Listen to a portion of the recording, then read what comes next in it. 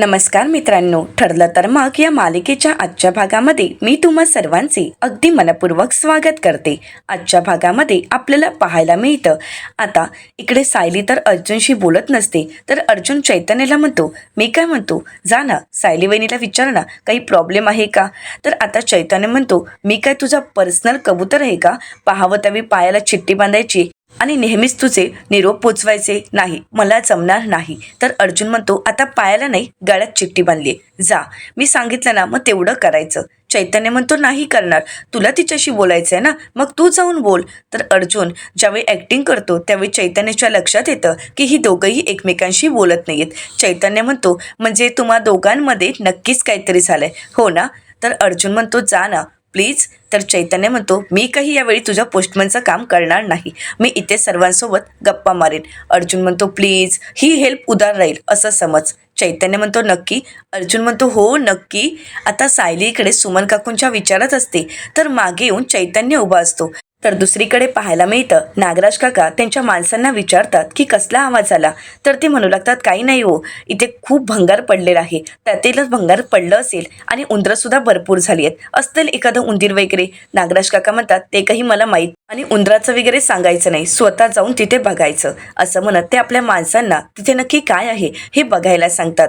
तर दुसरीकडे आता सायली सतत सुमन काकूंना फोन करण्याचा प्रयत्न करत असते, परंतु सुमन काकूंचा काही फोन लागत नसतो. सायली सुमन काकूंची वाटही पाहत असते, परंतु आता सायलीला काय करावं काहीच कळत नसतं. आणि त्याचवेळी चैतन्य मागे असतो, सायलीकडे पाहतो आणि म्हणतो, वहिनी काही प्रॉब्लेम आहे का. तर सायली काहीच बोलत नाही. तर त्यानंतर चैतन्य म्हणतो, सायली वहिनी नक्की काही प्रॉब्लेम नाही आहे ना.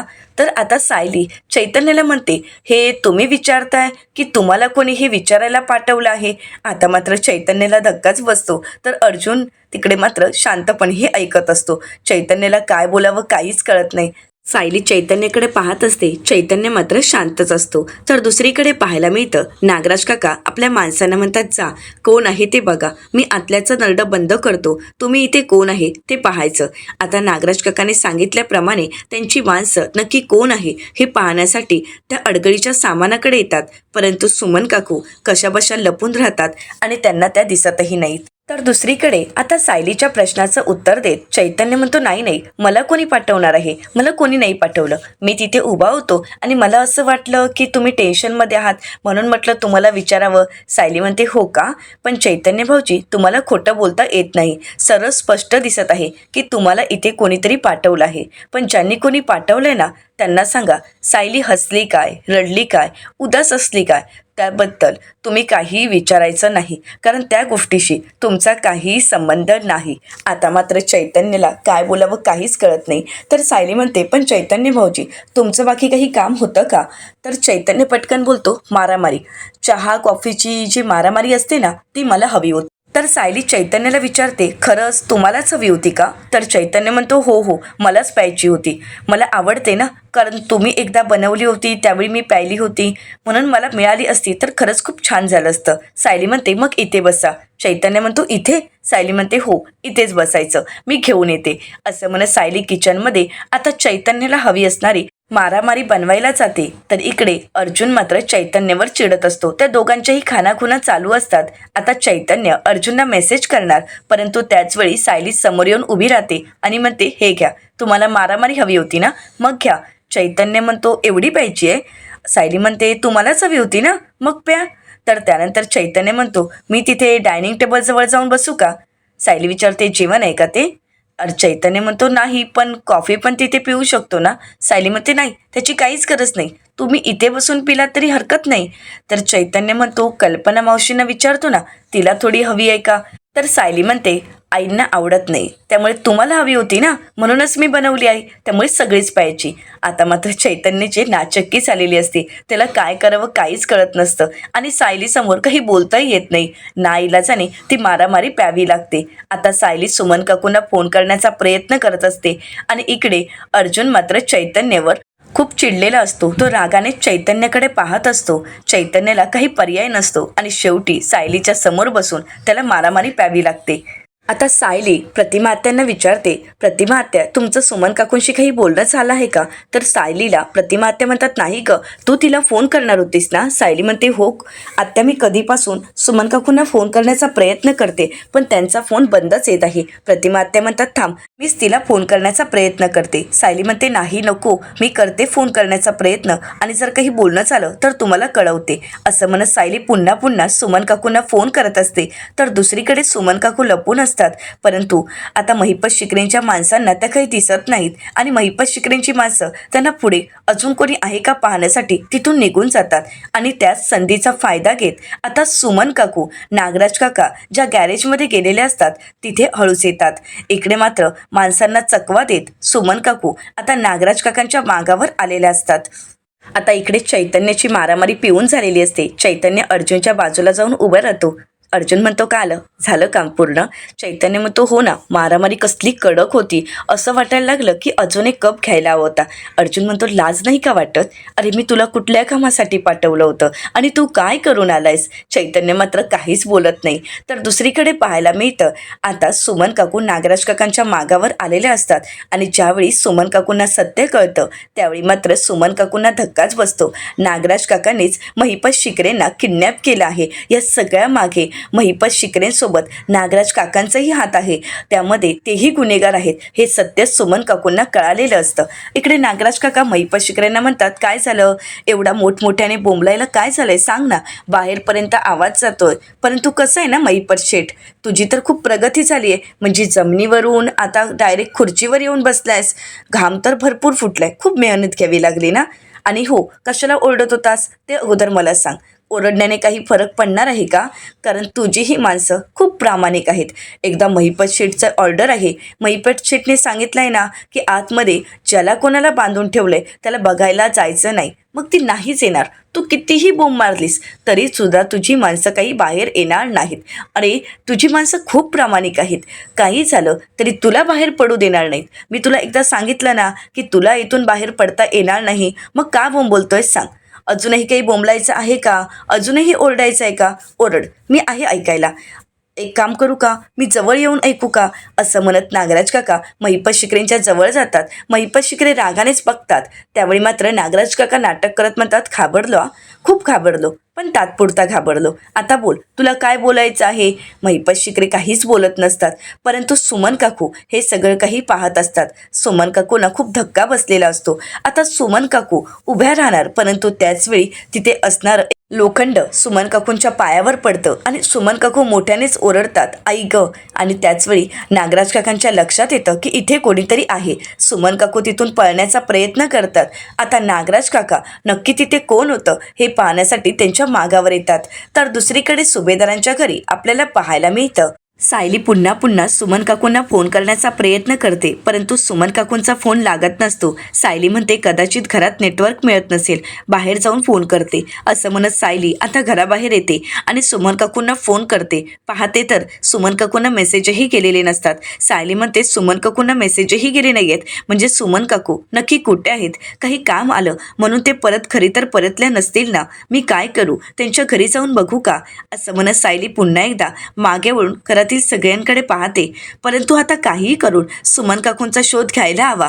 त्या नक्की कुठे आहेत हे शोधायला हवं आणि म्हणूनच सायली आता काहीतरी करायचं ठरवते. तर दुसरीकडे पाहायला मिळतं नागराज काका पूर्णपणे घाबरून गेलेले असतात. नक्की बाहेर आपल्या मागावर कोण आहे हे पाहण्यासाठी नागराज काका बाहेर आलेले असतात. आता नागराज काका इकडे तिकडे शोधू लागतात, इकडे तिकडे पाहू लागतात की नक्की त्यांचं बोलणं कोणी ऐकलं असावं आणि नागराज काका त्यांना शोधत असतात. परंतु त्याचवेळी सुमन काकू त्या सामानाच्या मागे लपून असतात. नागराज काका इकडे तिकडे शोधतात आणि मागे वळून पुन्हा एकदा आतमध्ये जाणार, परंतु त्याचवेळी त्यांचा लक्ष सुमन काकूंवर पडतो. नागराज काका पाहतात तर तिथे सुमन काकू लपलेले असतात. नागराज काका मोठ्यानेच म्हणतात, सुमन तू. परंतु सुमन काकू नागराज काकांच्या हाती न लागता तिथून पळ करण्याचा प्रयत्न करतात. सुमन काकू स्वतःचा जीव वाचवण्यासाठी जीवाच्या आकांताने पळत असतात, परंतु त्याचवेळी त्यांचा साडीत पाय अडकळतो आणि त्या वाटेतच पडतात. आता नागराज काका तिथपर्यंत पोहोचलेले असतात. नागराज काका सुमन काकूंचा हात पकडतात, परंतु सुमन काकू त्यांच्या हाताला चावा घेतात आणि तिथून पुन्हा एकदा पळ काढण्याचा प्रयत्न करतात. नागराज काका हसत असतात आणि पुन्हा एकदा सुमन काकूंच्या मागावर असतात. आता सुमन काकू कशाबशा नागराज काकांच्या हातून सुटलेले असतात आणि काही गाड्यांच्या मागे येऊन त्या लपतात. आता नागराज काका त्यांना पुढे शोधण्यासाठी जातात. सुमन काकूंच्या लक्षात येतं की नागराज काका इथून पुढे गेले आहेत आणि म्हणूनच त्याचवेळी त्या संधीचा फायदा घेत आता सुमन काकू सायलीला फोन करण्याचा प्रयत्न करतात. सायलीला सुमन काकूंचा फोन येताच सायली घाईघाईने सुमन काकूंचा फोन उचलते आणि विचारते, सुमन काकू तुम्ही कुठे आहात? सुमन काकू घाबरलेले असतात. त्या सायलीला म्हणतात, सायली मी काय सांगते ते प्लीज नीट ऐकून घे. सायली म्हणते, काय झाले सुमन काकू? सुमन काकू म्हणतात, मी आत्ताच. आता सुमन काकू पुढे काही सांगणार, परंतु तोपर्यंत नागराज काका त्यांच्यापर्यंत पोहोचलेले असतात. नागराज काका सुमन काकूंचं तोंड बंद करतात. सुमन काकू स्वतःला सोडवण्याचा प्रयत्न करतात आणि हा सगळा आवाज सायलीला जात असतो. सायली म्हणते, सुमन काकू बोला ना. परंतु त्यावेळी नागराज काका सुमन काकूंचा मोबाईल घेतात आणि बंद करतात. सायली पुन्हा एकदा सुमन काकूंना फोन करण्याचा प्रयत्न करते, परंतु सुमन काकूंचा फोन मात्र बंद येतो. इकडे नागराज काका सुमन काकूंना पकडतात. सुमन काकू नागराज काकांना म्हणतात, प्लीज मला सोडवा, प्लीज मला इथून जाऊ द्या. परंतु नागराज काका काही त्यांना सोडत नसतात.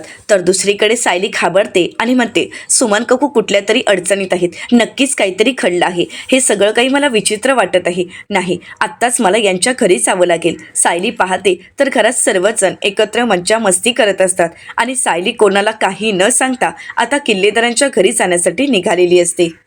तर दुसरीकडे अर्जुन चैतन्याला म्हणतो, चैतन्य अरे सायली टेन्शनमध्ये दिसत आहे आणि म्हणूनच मी तुला पाठवलं होतं की सायली नक्की काय टेन्शनमध्ये आहे ते बघ, तिच्या मनातील काय चालू आहे ते सगळं काही काढून घे आणि मला येऊन सांग नक्की काय झालं आहे. पण नाही, तुला तेवढंही जमलं नाही. तू तिथे गेलास आणि मारामारी पिलीस आणि इथे येऊन उभा आहेस. तर चैतन्य म्हणतो, अर्जुन नाही, मी सायली वहिनीला विचारण्याचा प्रयत्न केला, पण तिला अगोदरच कळालं की तू मला तिथे पाठवलंयस, त्यामुळे ती माझ्याशी काहीच बोलली नाही. अर्जुन म्हणतो, मग जा परत आणि सायलीशी बोल, नक्की तिच्या मनात काय आहे ते सगळं काही जाणून घे. परंतु त्याचवेळी अर्जुन बाहेर पाहतो तर सायली कुठेही दिसत नसते. अर्जुन म्हणतो, सायली तर इथेच होती, मग कुठे गेली असावी? आणि म्हणूनच अर्जुन घराबाहेर येऊन पाहतो तर सायली तिथे नसते.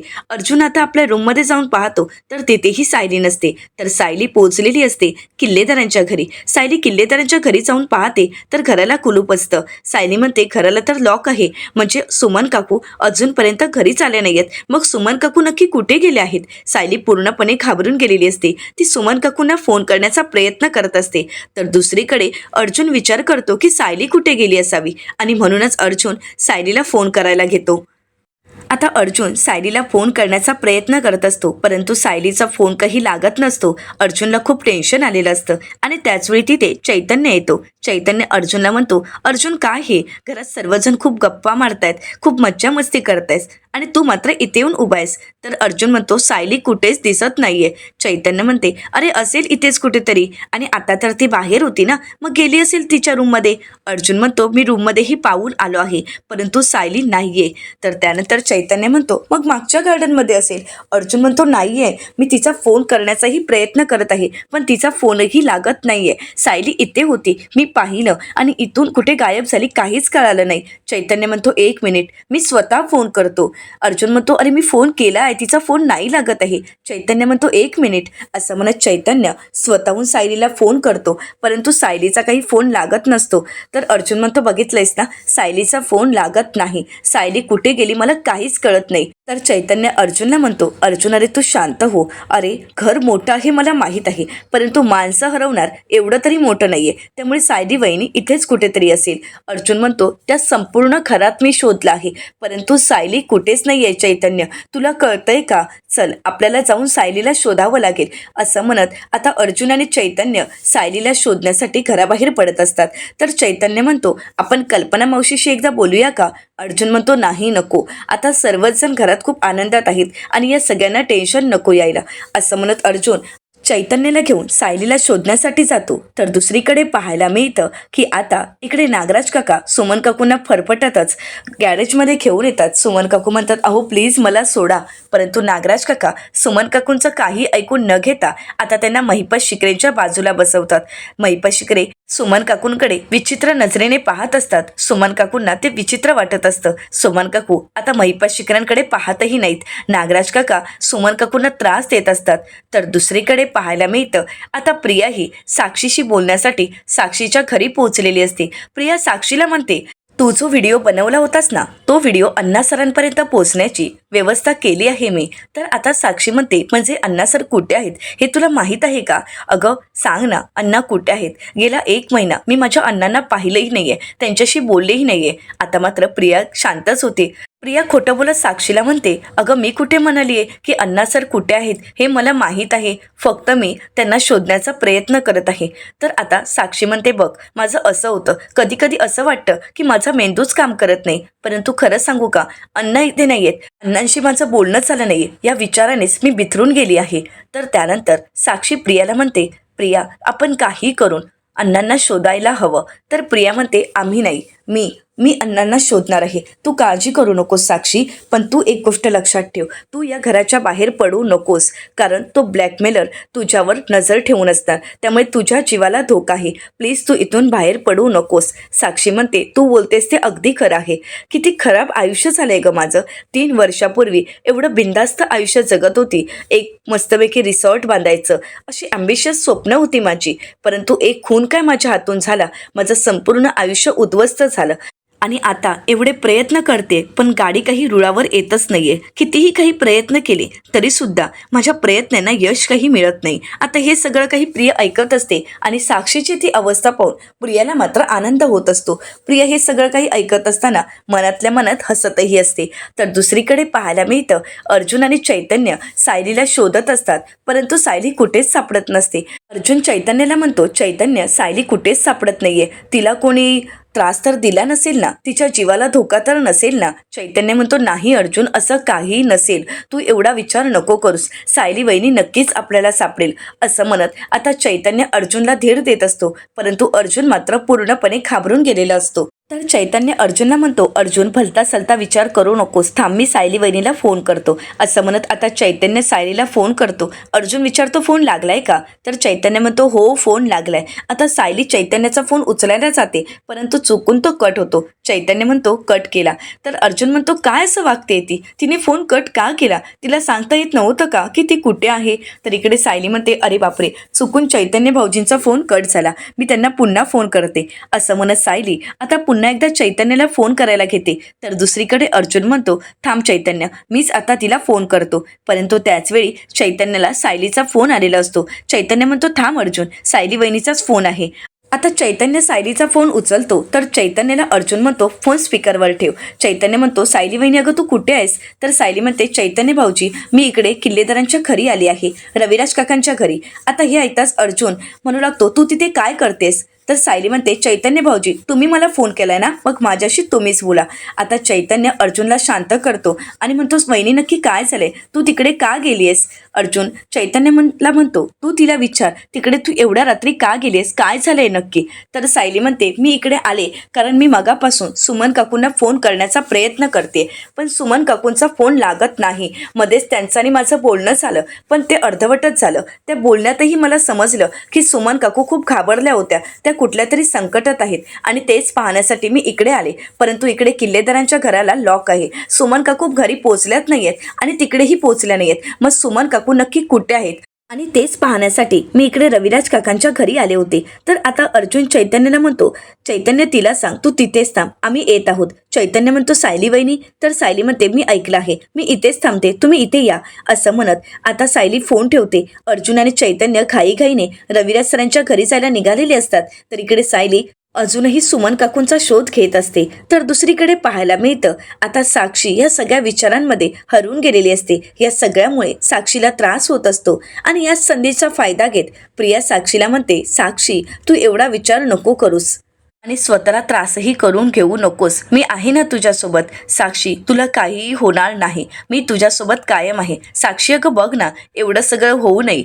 आपली मैत्री अजूनही तशीच आहे, कारण मी तुझ्यासोबत कायम आहे. आणि हो, यापुढे त्या ब्लॅकमेलरने तुला जर त्रास दिला तर मला सांग. मी त्या ब्लॅकमेलरला नक्कीच पकडण्याचा प्रयत्न करेन. नक्कीच पोलीस त्याला पकडतील. तर साक्षी म्हणते, नाही नाही प्रिया, कोणीही पकडलं जात नाही. बाहेर गुन्हेगार गुन्हा करतात आणि राजरोसपणे फिरत असतात, परंतु कोणीही पकडलं जात नाही. पकडली गेली ती फक्त मीच. आणि त्याचवेळी साक्षीला आता सचिनचा मेसेज आलेला असतो. आता सचिनचा मेसेज आल्यानंतर साक्षीच्या चेहऱ्यावर स्माईल असते. सचिनने आय लव्ह यू टाकलेलं असतं आणि ते पाहून साक्षी खूप खुश होते आणि परत त्याला रिप्लाय देत आय लव्ह यू टू असा मेसेज करते. आणि हे सगळं काही प्रिया पाहते आणि म्हणते, एवढं सगळं टेन्शन असून साक्षीच्या चेहऱ्यावर अचानकच अशी स्माईल का आली असावी? नक्की कोणाचा मेसेज आला असावा तिला? आणि म्हणूनच प्रिया साक्षीला आवाज देते, साक्षी मी निघते. परंतु साक्षी काही भानावर नसते. प्रिया मोठ्यानेच म्हणते, साक्षी मी तुझ्याशी बोलते, मी येते असं म्हणत प्रिया निघत असते. तर साक्षी म्हणते, बरं ठीक आहे, ये तू असं म्हणत आता ती प्रियाला जायला सांगते. परंतु प्रियाला सत्य काहीच सांगत नाही. आता इकडे साक्षी सचिनसोबत मेसेजवर बोलत असते. तर दुसरीकडे पाहायला मिळतं, सुमन काकू स्वतःला वाचवण्यासाठी सोडवण्यासाठी मोठमोठ्याने ओरडत असतात. अहो प्लीज मला इथून सोडवा, प्लीज मला इथून जायला द्या. परंतु नागराज काकाने सुमन काकूंना डांबून ठेवलेलं असतं. आता नागराज काका एक खुर्ची घेऊन येतात आणि सुमन काकूंना बांधून ठेवत असतात. सुमन काकू म्हणतात, प्लीज मी तुमच्या पाया पडते, प्लीज मला इथून जाऊ द्या. अहो तुम्ही काय करताय? तुम्हाला तरी कळतंय का? नागराज काका काही ऐकून न घेता सुमन काकूंना बांधून ठेवत असतात. तर इकडे महिपत शिकरे हसतच म्हणतात, काय मग सुमन वहिनी, तुमचंही इथे या माझ्या गॅरेजमध्ये स्वागत आहे. काय मग नाग्या, तुला तुझी बायकोही सांभाळता आली नाही का? अरे बघ ना, तुझी ही बायको तुझ्या मागावर इथपर्यंत पोहोचली. आता महिपत शिकरे नागराज काकांना खूप काही बोलत असतात, परंतु नागराज काका आता महिपत शिकरेंच्या तोंडात रुमाल कोंबतात. आता मात्र महिपत शिकरेंना काहीच बोलता येत नाही. तर त्यानंतर सुमन काकू म्हणतात, अहो तुम्हाला कळतंय का तुम्ही काय करताय? तुम्ही तुमच्या बायकोला बांधून ठेवताय. अहो तुम्हाला लाज नाही का वाटत हे सर्व काही करत असताना? प्लीज मला सोडा. परंतु नागराज काका सुमन काकूंना सोडत नाहीत आणि त्यांच्या तोंडात रुमाल ठेवतात आणि म्हणतात, आता तोंड बंद ठेवायचं. आणि तुला बघायचं होतं ना माझं आणि महिपत शिकरेचं नक्की काय नातं आहे, मी आणि महिपत शिकरे नक्की काय बोलतो बघायचं होतं ना. मग आता 24 तास माझ्यावर नजर ठेवून इथेच राहायचं असं म्हणत नागराज काका तिथून निघून जातात आणि म्हणतात, बोला आता दोघंही गप्पा मारत बसा. आता महिपत शिकरे सुमन काकूंशी बोलण्याचा प्रयत्न करत असतात. तोंडात रुमाल असूनही ते बोलत असतात, परंतु सुमन काकू मात्र खूप रडत असतात. नागराज काकांच्या या वागण्यामुळे सुमन काकूंना खूप त्रास होत असतो, त्यांना खूप राग येत असतो. परंतु सुमन काकूंचे हात बांधलेले असतात, त्यांना काहीच करता येत नसतं. स्वतःला सोडवण्याचा प्रयत्न करत असतात, परंतु काहीही केल्या सुमन काकूंना स्वतःची सुटका करून घेणं कठीण झालेलं असतं. तर दुसरीकडे पाहायला मिळतं, किल्लेदारांच्या घरी आता अर्जुन आणि चैतन्य पोचलेले असतात. आता सायलीच्या अशा वागण्याचा अर्जुनला खूप राग आलेला असतो. अर्जुन सायलीचा हात धरतो आणि म्हणतो, काय चाललंय तुझं? तू इथे एकटी आलीस, तुला घरातून बाहेर पडताना मला सांगावंसं वाटलं नाही का? अगं तू अशी घराबाहेर पडलीस त्यानंतर माझी काय अवस्था झाली असेल याचा विचार तरी केलास का सायली तू? अगं तुझं असं अचानक गायब होणं आणि मग माझी काय अवस्था होऊ शकते? अगं प्लीज अशी गायब होऊ नकोस, कारण मला काय त्रास होतोय हे तुला कळत नाहीये का? मी तुला फोन करण्याचा प्रयत्न करतोय तर तू माझे फोन उचलत नाहीयेस. नशिबाने तू चैतन्याचा तरी फोन उचललास, परंतु प्लीज सायली असं काही करू नकोस, कारण तुला जर काही झालं तर मी मात्र असं म्हणत अर्जुन सायलीला जवळ घेतो आणि म्हणतो, तू काहीही कर, माझा राग आला तर माझ्याशी बोलू नकोस, माझ्याशी हवं तेवढं भांड, परंतु असं न सांगता कुठेही जाऊ नकोस, कारण तू जर अशी मला सोडून निघून गेलीस तर मी नाही जिवंत राहू शकत. सायली अर्जुनला म्हणते, सॉरी माझं चुकलं, परंतु घरात सर्वजण आनंदात होते, सर्वजण गप्पा मारत होते, म्हणून म्हटलं की कोणाला काही न सांगता निघावं. अर्जुन म्हणतो, मग मला सांगायचं होतं ना, आपण दोघं इथपर्यंत आलो असतो. तर त्याचवेळी आता चैतन्य त्यांना भानावर आणतो आणि म्हणतो, सायली वहिनी माझी एक रिक्वेस्ट आहे, प्लीज तू असं कधीही कोणाला न सांगता कुठेही जाऊ नकोस, कारण तू जर अशी निघून गेलीस ना की तुझं हे बाळ पॅनिक होतं आणि त्याला सावरणं मला खरंच खूप कठीण होतं. वहिनी अहो मी वकील आहे, आया नाही. तर त्यानंतर अर्जुन म्हणतो काय झालं? सुमन काकूंशी बोलणं झालं का? तर सायली म्हणते मी सुमन काकूंशी बोलले, त्यावेळी त्या रिक्षात होत्या, पण सुमन काकू इथेही नाही आहेत आणि आपल्याही घरी पोहोचल्या नाही आहेत. मग सुमन काकू रिक्षातून गेल्यात कुठे? की त्यांना कोणीतरी जबरदस्तीने रिक्षातून घेऊन गेल्यात? आता हे ऐकताच अर्जुनला धक्का बसतो. सायली, अर्जुन, चैतन्य सर्वजण सुमन काकूंचा विचार करू लागतात. तर येणाऱ्या पुढील भागामध्ये आपल्याला पाहायला मिळतं चैतन्य अर्जुनला म्हणतो सुमन काकूंना खरंच कोणीतरी किडनॅप केलं असेल का? त्यांच्या जीवाला धोका असेल का? पण हे सगळं काही कोणी केलं असेल? तर अर्जुन म्हणतो मला फक्त एकाच माणसावर डाऊट आहे. तर दुसरीकडे अर्जुन घडलेला सर्व प्रकार ज्यावेळी रविराज सरांना सांगतो त्यावेळी रविराज सर अर्जुनला म्हणतात की माझा सक्का भाऊ त्याच्या बायकोला मारहाण करत होता आणि ना मला तिच्या मनावरच्या जखमा दिसल्या ना तिच्या अंगावरचे व्रण दिसले. रविराज सरांना खूप वाईट वाटत असतं. तर दुसरीकडे अर्जुन इन्स्पेक्टर सावंत यांना फोन करतो आणि म्हणतो माझ्या काकू सुमन किल्लेदार गायब आहेत आणि त्यांच्या गायब होण्यामागे नागराज किल्लेदार यांचा हात आहे अशी मला शंका आहे. आता अर्जुनची ही शंका खरी असून सर्वांना सुमन काकूंचा शोध लागेल का? सुमन काकू आता सायली अर्जुन यांना सापडतील का? हे पाहणं अतिशय रंजक ठरणार आहे. मित्रांनो अशाच मालिकांचे नवनवीन अपडेट पाहण्यासाठी चॅनलला नक्कीच सबस्क्राईब करा. आजचा हा व्हिडिओ कसा वाटला हे कमेंट करून नक्कीच कळवा आणि आजचा हा व्हिडिओ आवडला असेल तर व्हिडिओला लाईक करायलाही विसरू नका. व्हिडिओ पाहिल्याबद्दल तुम्हा सर्वांचे अगदी मनपूर्वक धन्यवाद.